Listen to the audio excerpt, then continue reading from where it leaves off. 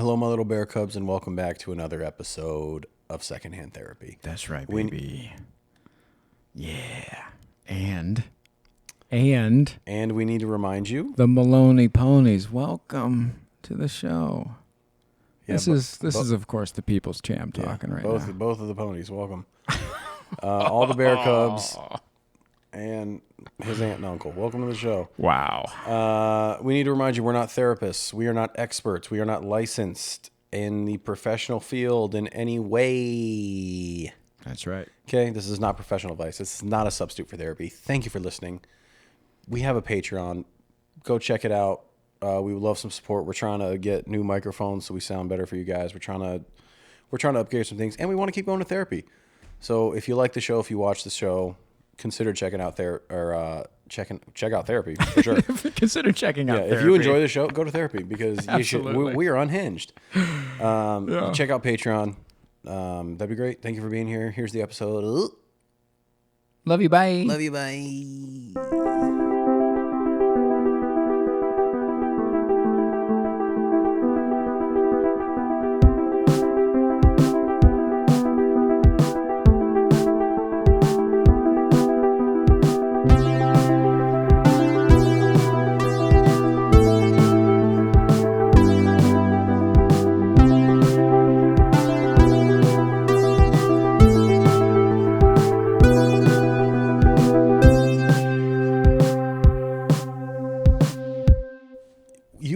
Also have a bit of a different philosophy when it comes to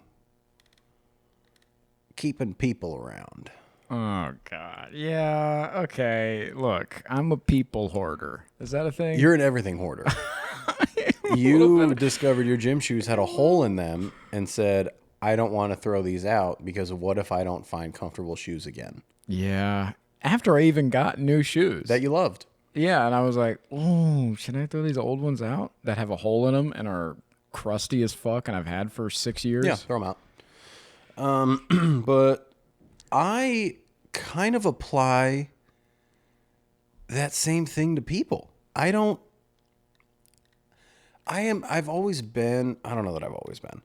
I am a pretty staunch believer in not everybody is meant to be in your life forever. And I think that's okay. Mm-hmm. And you keep people around forever. Yeah, unless there is like drama. Unless there's like a big falling out or a big thing. Yeah, but if there's nothing wrong.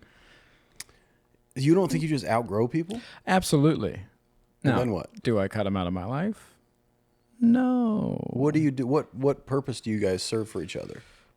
Well, kind of like the old gym shoes. You never know when you're going to need them. Healthy. Yeah. Yeah. Yeah, you know. I don't know why I do it.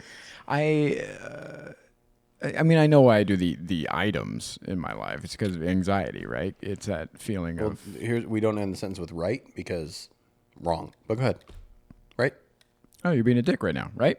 Wrong. So, yeah, with items, it's anxiety of like, again, like what if this doesn't work out? What if I don't like it? What if, that change that needs to happen? Question. Mm-hmm. When you say anxiety, yeah, you look so somber. I'm not going to be mean. Oh, really? When you say anxiety, do you think what you're actually feeling is comfort and the desire to feel comfortable and safe?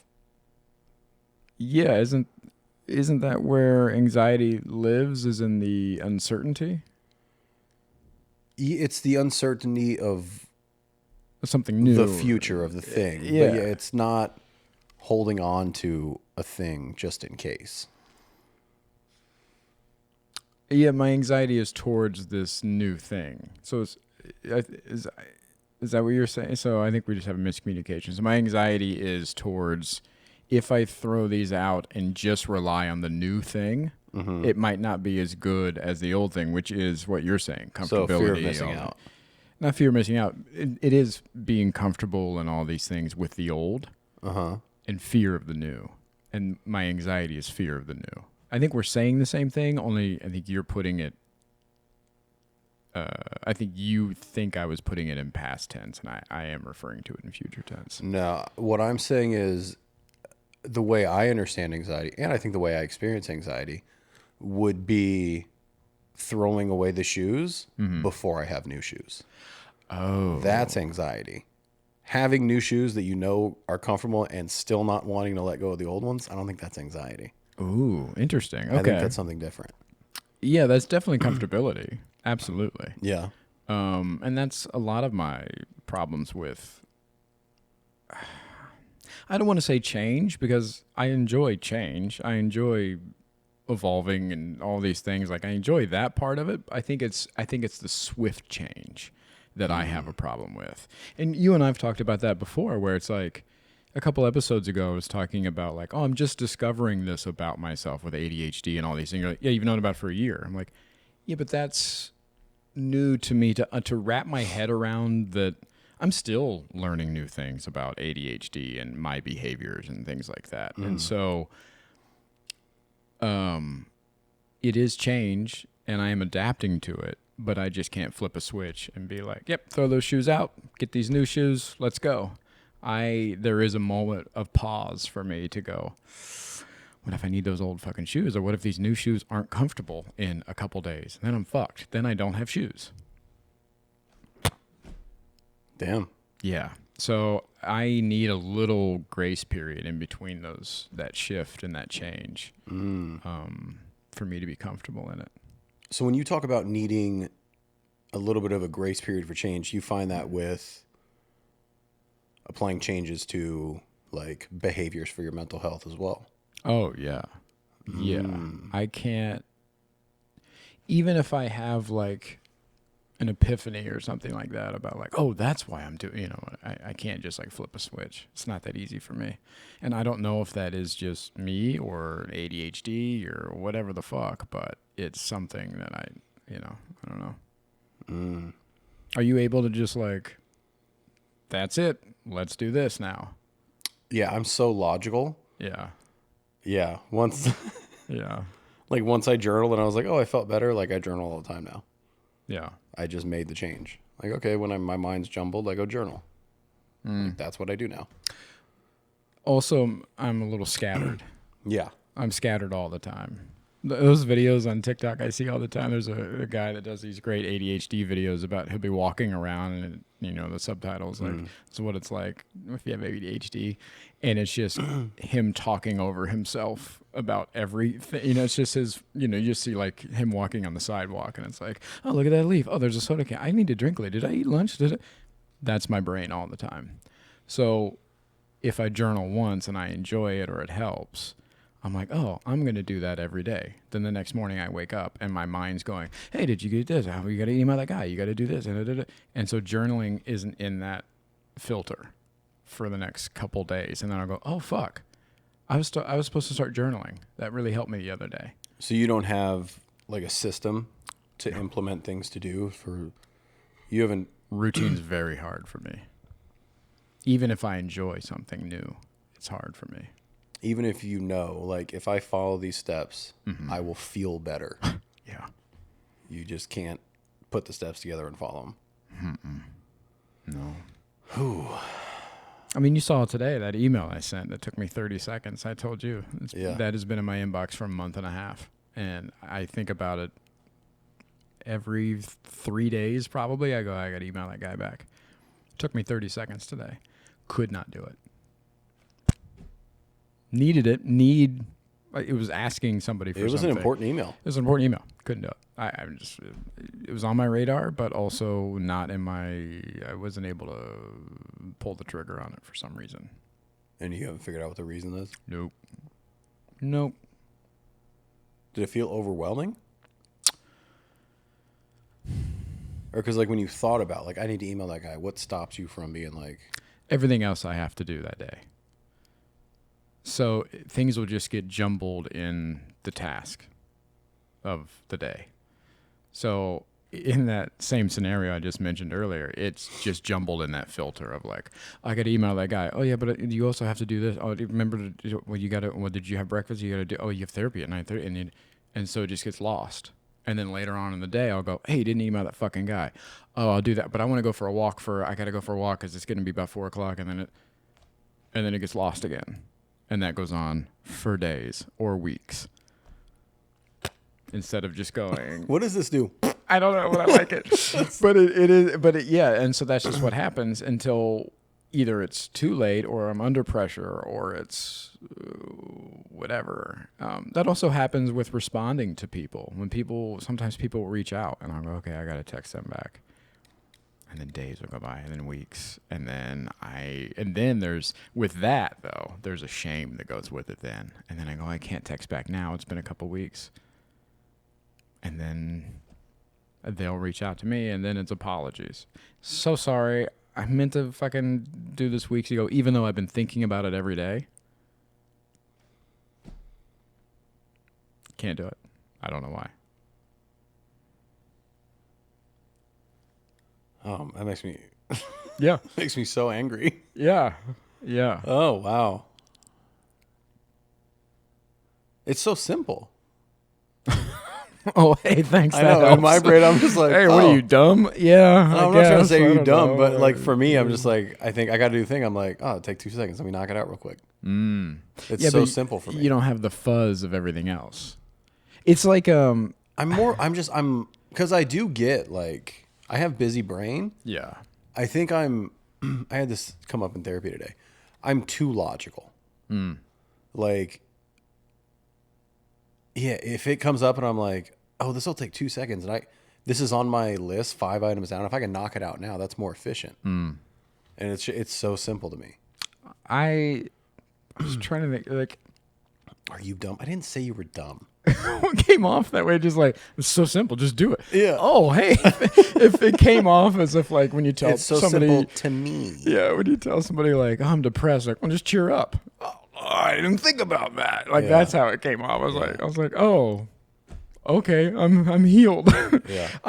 My brain when these tasks do come in, because I'm not able to look at it as like, oh, that'll take 2 seconds. I'll knock that out real quick. For me, there's so much noise happening that it's like tuning in a radio. And it's all static until you hear a little clip of a song. That's a task. And so that song comes on, I'm dancing to that song. And then the radio fades out and I'm in the noise again. And I'm trying to just find my way back to another song.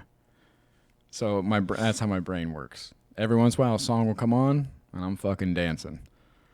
And I feel great. And I knock it out. And then it's fuzz.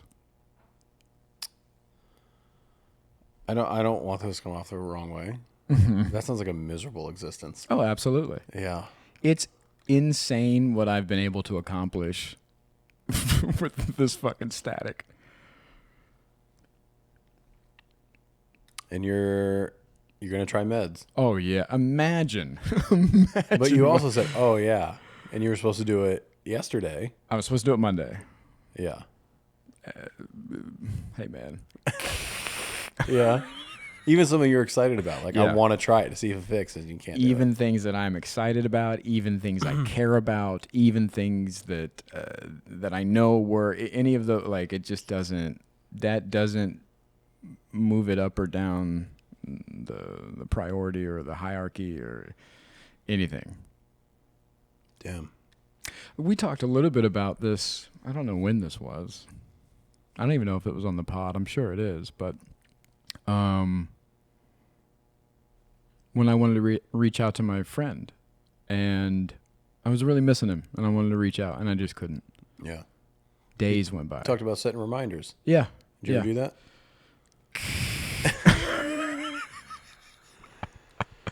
Sometimes I do. What do you mean sometimes you do? When the song comes on, I set reminders, and you have to do it one time. Monthly reminder. Yeah. How do you set reminders? When I need them. Yeah. Okay. Yeah. Do you ever wonder Because I'm wondering it now. Mm-hmm. If any of this is tied into self-sabotage. No, I would love to. No, because I have the desire to do these things. I really do. Yeah. If it is, it's not consciously. Mm. Yeah, if it is, it's not conscious. Because why would I do that? I mean, I don't like me, but but that's because you know what it is right now, and that's comfortable. Knowing what you're dealing with is comfortable. Mm. Fixing it and not having, for lack of a better term, the excuse, and it doesn't work out, and you fixed everything, then maybe you're just not good enough. No, I don't think that's it because other things I am working on and making progress. And this is more of like, my brain just doesn't work that way. Mm.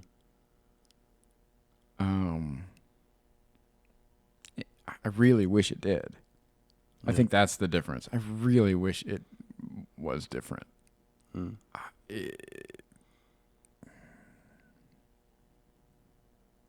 Yeah, when I say on here when we're talking about things not being on my radar, it's really not on my fucking radar. Some things are really out of sight, out of mind. And that includes people that I care about sometimes.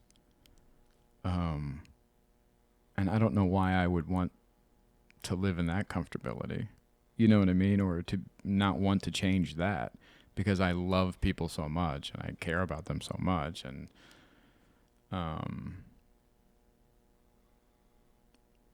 it would that specifically would directly conflict with my people pleasing. I need everybody to love me, so why would I want them to be mad at me for not texting them back or do whatever? It's like, yeah. Yeah. I have an answer for that. Sure. Because I'm not saying this is what it is. It's just a thought. Mm-hmm. But if someone's mad at you for not texting them back, you then get to put in the work to make them love you again. And you get that. No, because my shame overrides that. I literally feel so much shame and embarrassment of not texting somebody back or calling them back that it's not about like, let me make it up to you. It's, I don't ever want to see you again because I've let you down. And I assume that you hate me and you never want to see me again. So why do I keep doing that? It's like 5 times in anyways, 10 minutes but in that's, here. But that's, yeah, that's, so yeah, I don't think it's a work my way back to your love. It is I assume that you never want to speak to me again. And I understand that. I let you down. Damn. Yeah. I'm fucked up. Yeah, you are fucked up, huh? Yeah, man. Damn. I think that is rooted in just likability on its own about the struggles of being accepted so much and feeling left out for the majority of my life of circles and friends and things like that. Yeah. Then that is self-sabotage there where I just assume they're writing me off. So to ask you a question that you asked me in our last episode, when you talk about you feel shame in that you've let them down, so you just don't want to see them again because you don't want to deal with it. How are you accountable? Accountability is hard for me. That's true. Yeah, it's hard for me because it's shame and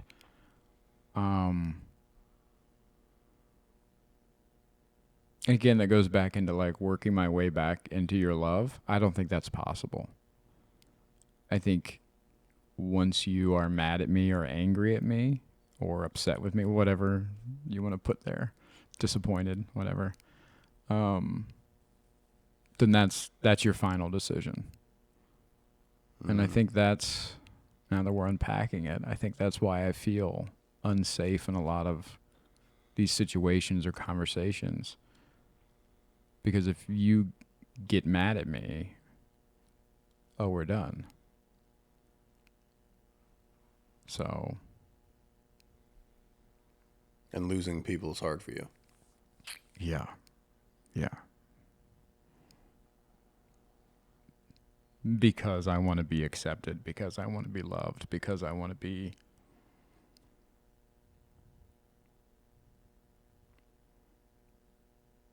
seen.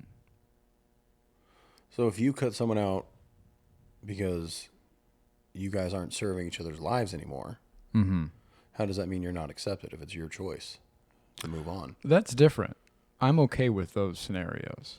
But you don't do that. We just talked about that. Yeah. Why don't you do that? Well, I said, I mean, in drama situations, I do. Yeah. Yeah. But like, what about people you've just outgrown? That the only thing you have in common is history. I think that that's where my empathy comes in, and that's where my caring for people comes in. And maybe I care too much, or maybe I have too much empathy, and I always look for like the potential in people rather than the reality in them. And so it's probably there's a little bit of, I know there is. There is that piece of me that goes, I can help them. I can help them figure this out. Mm-hmm. What would happen if you quit doing that and help yourself figure it out? Yeah, I don't know. No interest in finding out the answer to that? Yeah, that'd be great. I don't. Cutting people out of my life.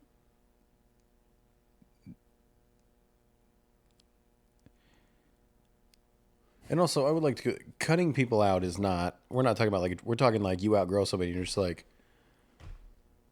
where you text each other happy birthday and that's like it. Or you check in twice a year. If you're just like, well, there's no purpose to this other than it's habitual. Yeah. Not like a cutout of like, this person's got to go, they're cancerous. Yeah. Just for listener. I know you understand, for listener context. Yeah. Just letting go. I think that is difficult for me because I strive so hard to be accepted. And if you accept me, well, then we're in it for life.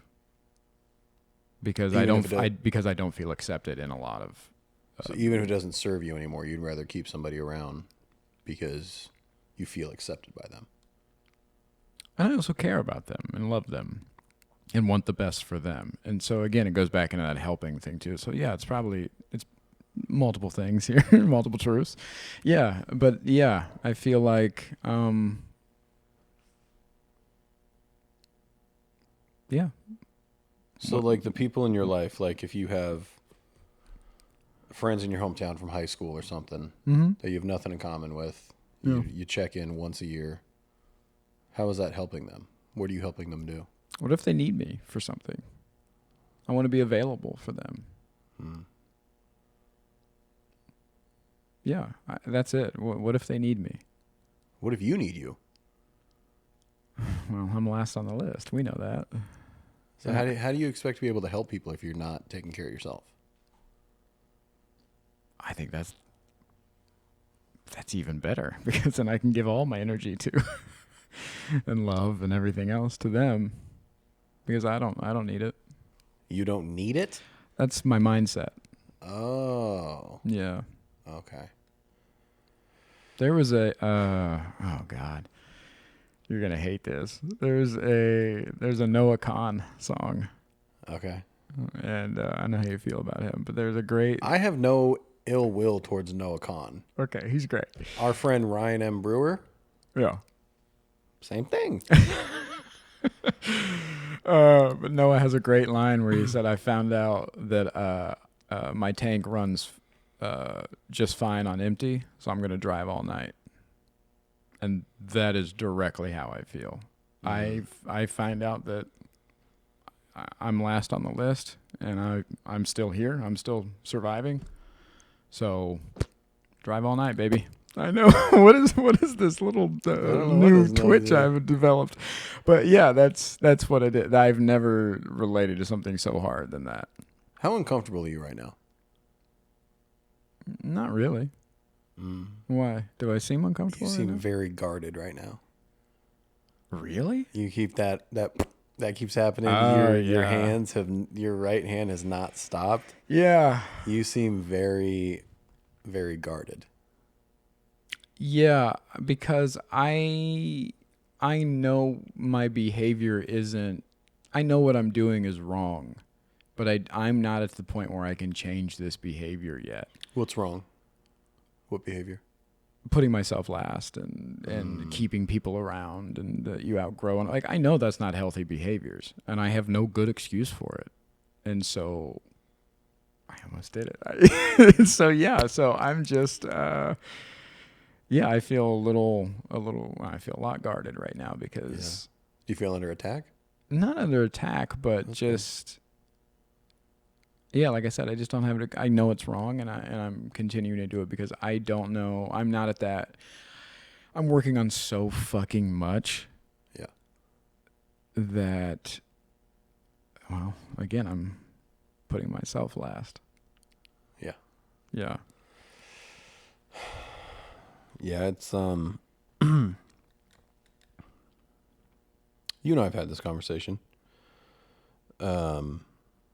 Yeah, you want so many things to change, but it's so hard for you to make changes. Yeah. And there's some of you wish so many things, but you just won't. You can't pull the trigger on some things. Yeah. I really feel for you. It's also part of that fuzz, you know what I mean? Like it's just that growth and evolution and all that stuff is mixed into the radio fuzz, where it's like, again, I feel, and we've talked about this so many times, I feel so overwhelmed with the work I'm doing and trying to do, and yeah, it's so much, and every week more items keep getting added to the list. In therapy. Yeah. Yeah. And so it's just like, what now? Okay, this other thing? Okay. It's exhausting.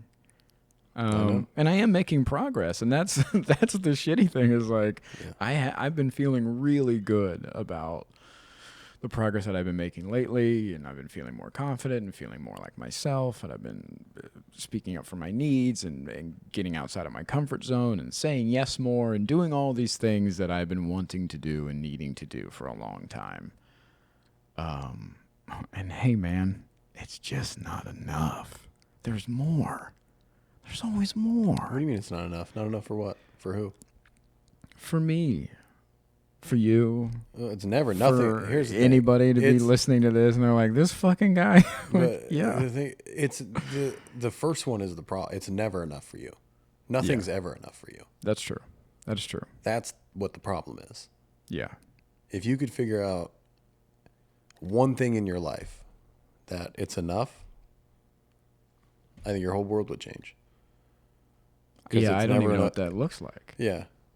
It's never enough clothes. It's never enough jackets. It's never enough experiences. It's never enough. You always need more and more and more. Yeah. We live in a society where it's endless. Yeah. Like we have been programmed to never be satisfied. So we keep spending money. We keep working. We keep chasing the thing that isn't real. We're programmed to do it. Mm-hmm. And I think you know it's not real, but you're scared of what it feels like if you decide it's enough. And I don't know why. I can't tell if it's you're going to feel like you lost so much time playing the game or chasing the things. I don't know what. I think you're afraid. I don't know what you're afraid of. I'm also open to the fact that I'm wrong. But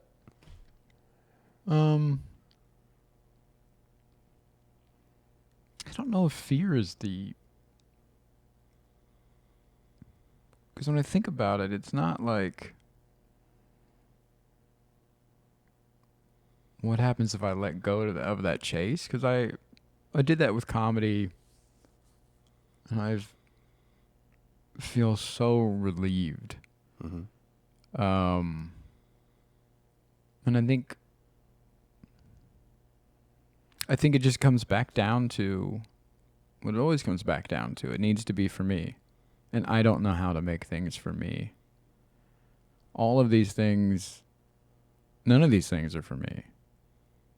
All those fucking clothes and the thing, like, Yeah. that's not for me. I know. That's for other people to accept me. Yeah. Think you're cool. Yeah. Yeah. That's what those are for. All the work that I'm chasing and all that stuff, that's for my peers to see how hard I'm working. All the accomplishments and the big things I do and whatever, that's for mom. And that's for her to be proud of me and let her know that I made the right decisions in my life and whatever. So none of this is for me. So Yeah. I don't think it's a fear of like what happens if I let go of that and the chase is over. I think the question is the question is always how do I make that switch to have it matter to me? Because I just can't figure that out.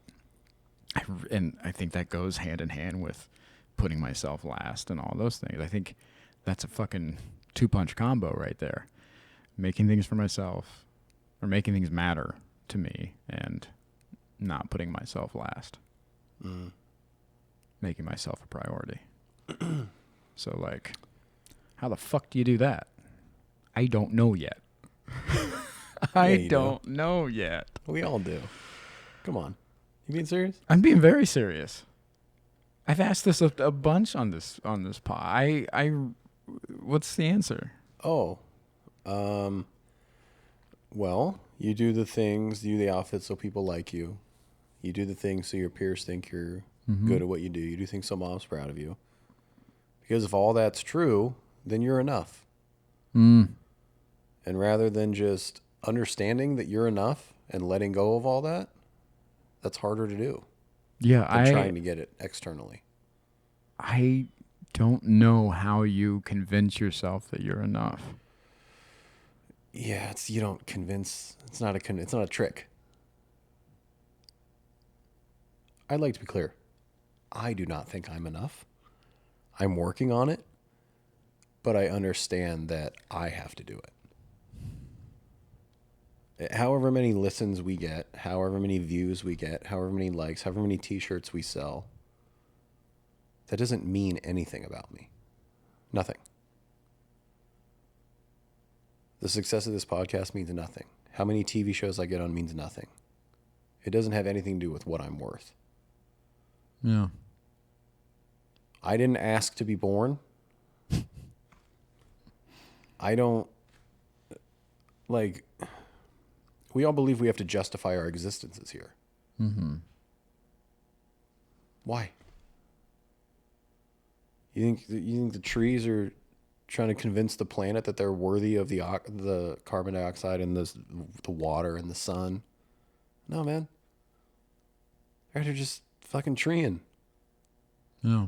Yeah, my dog isn't trying to justify why she should get dinner. She's like, "Oh, feed me, bro. That's what we do."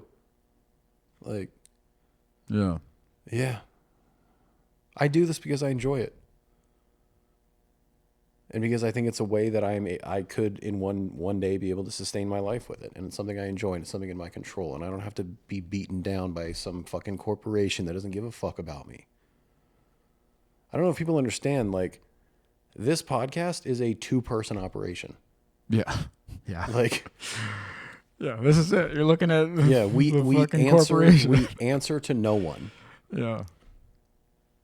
And if it changed, I wouldn't do it anymore. I'm not going to do something I don't enjoy. I don't do this for fulfillment.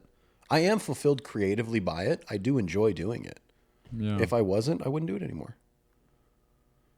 I enjoy it. I made the short film because I wanted to make the film. I had a story I wanted to tell. Some people think it's great. I'm sure some people think it's a big piece of shit. Yeah. And sometimes I do feel like I'm a shit filmmaker. But that doesn't matter because I made the film I wanted to make. And I have a lot of confidence in my taste. Like, I think I know I like good shit. Yeah. So I just, I don't know, man. I think I figured out that it's not going to come from anywhere else. I still haven't figured out how to find it in myself, but I know it's not going to come from anywhere else. I still don't know how to find it. Yeah. So what is this meme you saw? What? Isn't this how you started? Then you see something and you said, this is the difference between you and I and how we look at things and philosophy and... Oh, we were talking, yeah, letting go of people. Mm. Yeah, I saw our buddy Nogan, shout out to Nogan, send me a reel and just talking about, because like I've always had this staunch belief that like not everybody's supposed to be in your life forever. Like, and I understand you outgrow people, and like that's okay. It's okay to just like have a friend and be like, we're just not it anymore, huh? And they'll probably be like, yeah. Yeah. And then you just go your separate ways. Be like, dude, have a good life, man. And like that should be okay. But the reel was about letting go of parts of yourself, which is kind of what I was alluding to with you. Yeah. Letting go of the ADHD guy. Just like you've struggled to let go of the comedian. Mm-hmm. You still talk like, dude, I'm on the road. I'm on like, sometimes you got to let go of who you were for a while. You know, you're going to have to let go of the grieving son. Yeah. Yeah. That's something I've been actively working on as well. And I know you have. Yeah.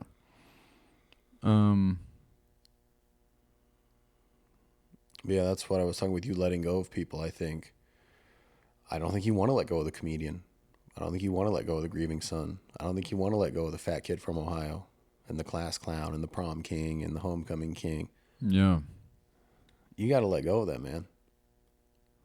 You're 41-year-old Michael Malone now. Yeah. You're not that anymore. It's time to let it go.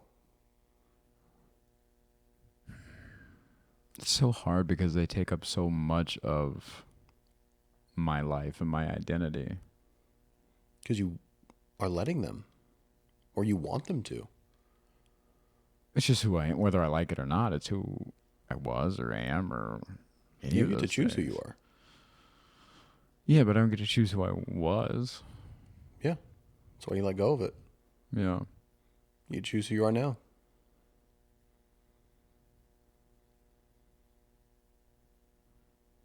And if you make a choice that you're not great with, hey man, shed that one and you get to be whoever you want, man. Yeah.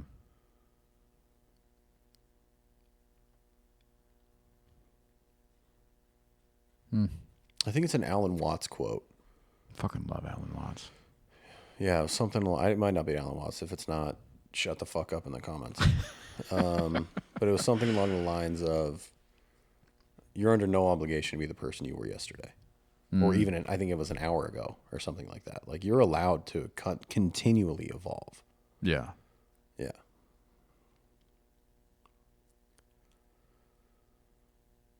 It's a weird thing.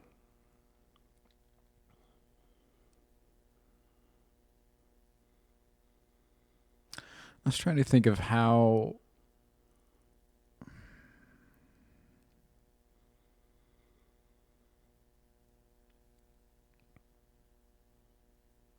I mean, yeah, I'm understanding the separation and the letting go of it, but I guess I have a hard time wrapping my mind around, like, I think of letting go of it as like forgetting it. And I think that's where I have a problem, where it's like, oh, I can't forget that I was the big kid from Ohio and I have all this acceptance problems because that was a big part of my life. Yeah. I can let go of that, but does that what does that look like? Is that forgetting, or is that just, what does letting go look like to you? When you say let go of that, what does that mean? It means you're not the big kid from Ohio anymore. How easy is that for you to let go of things? Difficult. Yeah, I was gonna say, yeah, because you're saying it like it's just like hey, just let go of that. I'm like, huh? Yeah. I'm not saying just let go. How? Yeah. Every time you go, oh, I'm just a fat kid from Ohio. No, you're not. Yeah. You tell me all the time, put your name after it Yeah. when you talk to yourself. God, that's helping me out so much Yeah. lately. What if you went, no, I'm not. Yeah. Yeah, you can't hold on to everything, man. Especially people you've been. Yeah.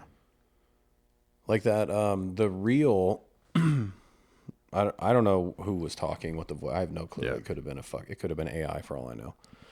But the point of it was, like, when you go through a really tough time, the person you become to get through that battle, you got to leave them with the battle. Yeah. You can't bring, because then you're just this hardened asshole. Yeah. And I struggle with that during grief. I was a real walls up, angry, hardened guy for a long time. And I didn't let go of that consciously, therapy and, you and reflection and my family and all that. But yeah, you can't keep versions and people you've evolved into. They're not forever. Yeah. They're just not.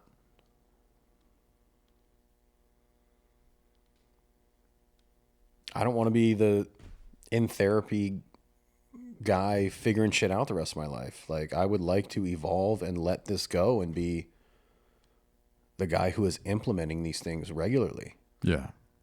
I can't wait to become that guy. But to be that guy, I'm going to have to let go of this one. The dude who went to therapy every week and couldn't cry. And when he did cry, was confused by it. Like, I can't be that guy and the guy who's implementing these things that he's learned.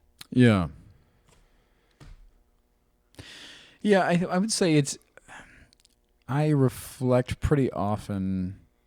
Every 4 to 6 months, I will look back and be like, I don't recognize that person even from 4 to 6 months ago. Yeah. But my problem is holding on to those, the legacy characters, the grieving son, the fat kid from Ohio. That's what's tough for me. Is it guilt? Feel like you're abandoning them? Or? With grief, absolutely. Grief. Yeah, grief, Yeah, of course. absolutely it is. Yeah, if you're not serving your grief, then you feel like you're not grieving. Yeah. Spoiler alert, not true. Yeah. Yeah. It turns out. Yeah. Just learned recently. Yeah, you can grieve without grieving being your entire identity. Yeah. Yeah. I don't know what it is with the... it's probably a simple thing is excuse. Safety. Yep. It's comfortable. It's comfortable familiar. because I'm doing this because I used to be a big fat kid. Blah blah blah. Blah. Yep. Yeah. That's my excuse. Yeah. You know how to deal with that. Yep. You know how to be the former big. That's easy. Yep. That's comfortable. Yep. Yeah. What if you let that go and that's not why you did it? Mm-hmm. Pretty fucking scary.